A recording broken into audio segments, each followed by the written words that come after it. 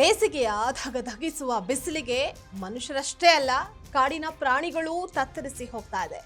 ಅದರಲ್ಲೂ ಸದ್ಯ ಕಾಡಾನೆಗಳ ಕೋಪ ನೆತ್ತಿಗೆ ಇರ್ತಾ ಇದೆ. ಬೇಸಿಗೆ ದಿನಗಳಲ್ಲಿ ಆನೆಗಳಿಗೆ ವಿಪರೀತ ಕೋಪ ಬರುತ್ತೆ. ಹಾಗಾದ್ರೆ ಆನೆಗಳ ಈ ಆಕ್ರೋಶಕ್ಕೆ ನಿಜವಾದ ಕಾರಣ ಏನು? ಕಾಡಿನತ್ತ ಮುಖ ಮಾಡುವಂತಹ ಪ್ರವಾಸಿಗರು ಯಾವ ಕಾರಣಕ್ಕೆ ಎಚ್ಚರಿಕೆಯಿಂದ ಇರಬೇಕು ಅನ್ನುವಂಥದ್ರ ಕುರಿತಾದ ಕಂಪ್ಲೀಟ್ ಡೀಟೇಲ್ಸ್ ಅನ್ನ ನೋಡ್ತಾ ಹೋಗೋಣ. ವೀಕ್ಷಕರೇ, ನೆಲ ಜಲ ಭಾಷೆಗಾಗಿ ಪ್ರಾಮಾಣಿಕ ಪತ್ರಿಕೋದ್ಯಮ. ನೀವು ನೋಡ್ತಾ ಇದ್ದೀರಾ ಫೋಕಸ್ ಟಿವಿ. ನಾನು ನಿಶ್ಚಿತ.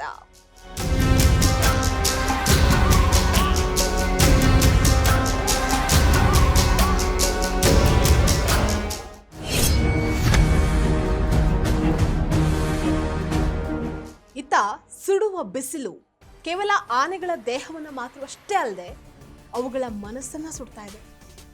ತಜ್ಞರ ಪ್ರಕಾರ ಅತಿಯಾದ ತಾಪಮಾನ ಮತ್ತೆ ನೀರಿನ ಅಭಾವದಿಂದಾಗಿ ಆನೆಗಳು ತೀವ್ರವಾದ ಸಮಸ್ಯೆಯನ್ನ ಎದುರಿಸ್ತಾ ಇದೆ. ಇದಕ್ಕೆ ಲೇಟೆಸ್ಟ್ ಉದಾಹರಣೆ ಅನ್ನುವಂತೆ ನಿನ್ನೆಯಷ್ಟೇ ಕಾಡಲ್ಲಿ ಒಂದು ಭೀಕರ ಘಟನೆ ಒಂದು ನಡೆಯಿತು. ಭೀಕರ ಜಗಳದಲ್ಲಿ ಕಂಜಾನ್ ಅನ್ನುವಂತಹ ಆನೆ ಮಾರ್ತಾಂಡ ಅನ್ನುವಂತಹ ಆನೆಯನ್ನ ಅತ್ಯಂತ ಕ್ರೂರವಾಗಿ ಸಾಯಿಸಿದೆ. ಆನೆಗಳ ನಡುವಿನ ಈ ಆಂತರಿಕ ಯುದ್ಧ ಮತ್ತಷ್ಟು ಹೆಚ್ಚಾಗ್ತಾ ಇರುವಂತಹ ಮಾನಸಿಕ ಒತ್ತಡ ಕಾಡಿನ ಗಂಭೀರವಾದಂತಹ ಸ್ಥಿತಿಯನ್ನ ಎತ್ತಿ ತೋರಿಸ್ತಾ ಇದೆ. ಹಾಗಾದ್ರೆ ಬಿಸಿಲಿಗೆ ಆನೆಗಳು ಇಷ್ಟೊಂದು ಸೈಕೋ ಆಗ್ತಾ ಇರೋದು ಯಾಕೆ? ಪ್ರವಾಸಿಗರು ಈ ಸಂದರ್ಭದಲ್ಲಿ ಪಾಲಿಸಬೇಕಾದಂತಹ ನಿಯಮಗಳು ಏನು ಅಂತ ನೋಡ್ತಾ ಹೋಗೋಣ.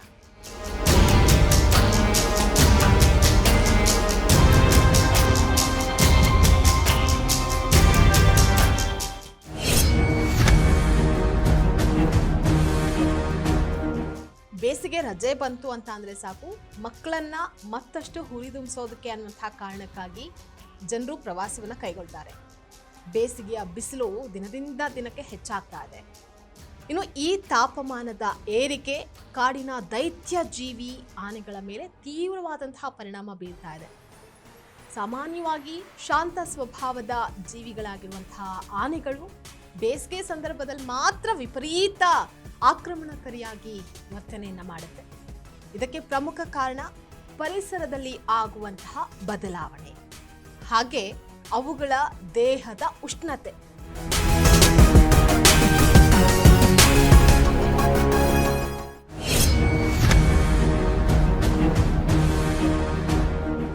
ಬೇಸಿಗೆಯಲ್ಲಿ ಕಾಡಿನ ನದಿ ಹಳ್ಳ ಕೊಳ್ಳಗಳು ಒಣಗೋಗಿರುತ್ತೆ.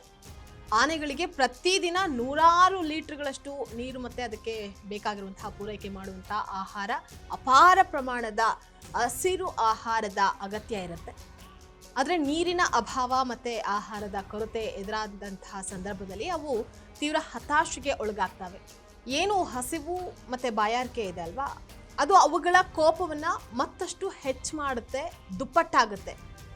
ಜೊತೆಗೆ ಆನೆಗಳ ದಪ್ಪನೆಯ ಚರ್ಮಕ್ಕೆ ಬಿಸಿಲನ್ನ ತಡ್ಕೊಳ್ಳುವಂತಹ ಶಕ್ತಿ ತುಂಬಾನೇ ಕಡಿಮೆ ಇರುತ್ತಂತೆ. ದೇಹವನ್ನ ಮತ್ತಷ್ಟು ತಂಪಾಗಿರಿಸೋದಕ್ಕೆ ನೀರು ಸಿಗದೇ ಇದ್ದಾಗ ಅವುಗಳ ಸಿಟ್ಟು ಮತ್ತಷ್ಟು ನೆತ್ತಿಗೆ ಇರುತ್ತೆ.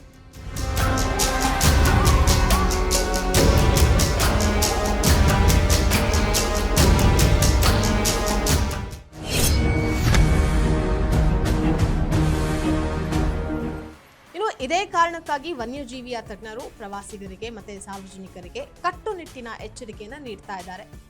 ಬೇಸಿಗೆ ರಜೆ ಸಂದರ್ಭದಲ್ಲಿ ಕಾಡುವಂತಹ ಸಫಾರಿ ಅಥವಾ ಹಿಲ್ ಸ್ಟೇಷನ್ಸ್ಗಳಿಗೆ ತೆರಳುವಂತಹ ಪ್ರವಾಸಿಗರು ಆನೆಗಳ ವಿಷಯದಲ್ಲಿ ಅತಿಯಾದ ಜಾಗೃತಿಯನ್ನು ವಹಿಸಬೇಕಾಗತ್ತೆ. ರಸ್ತೆ ಬದಿಯಲ್ಲಿ ಆನೆಗಳು ಕಂಡ ತಕ್ಷಣ ಕಾರ್ ನಿಲ್ಲಿಸಿ ಸೆಲ್ಫಿ ತೆಗೆದುಕೊಳ್ಳುವುದು ಅಥವಾ ಹಾರ್ನ್ ಅನ್ನ ಮಾಡುವಂತಹದ್ದು, ಅವುಗಳನ್ನ ಕೆಣಕುವಂತಹ ಕೆಲಸಕ್ಕೆ ಕೈ ಹಾಕಲೇಬಾರದು. ಒಟ್ಟಿನಲ್ಲಿ ಬೇಸಿಗೆ ಮುಗಿಯುವವರೆಗೂ ಆನೆಗಳ ಉಗ್ರ ರೂಪ ಮುಂದುವರಿಯುವಂತಹ ಸಾಧ್ಯತೆ ಹೆಚ್ಚಾಗಿರುತ್ತೆ. ಹಾಗಾಗಿ ಪ್ರಕೃತಿಯ ಸೌಂದರ್ಯವನ್ನ ಸವಿಯೋದಕ್ಕೆ ಹೋಗುವಂಥವರು ಆನೆಗಳ ಕೋಪಕ್ಕೆ ಬಲಿ ಆಗದಂತೆ ಎಚ್ಚರಿಕೆಯನ್ನ ವಹಿಸುವುದು ಅನಿವಾರ್ಯ.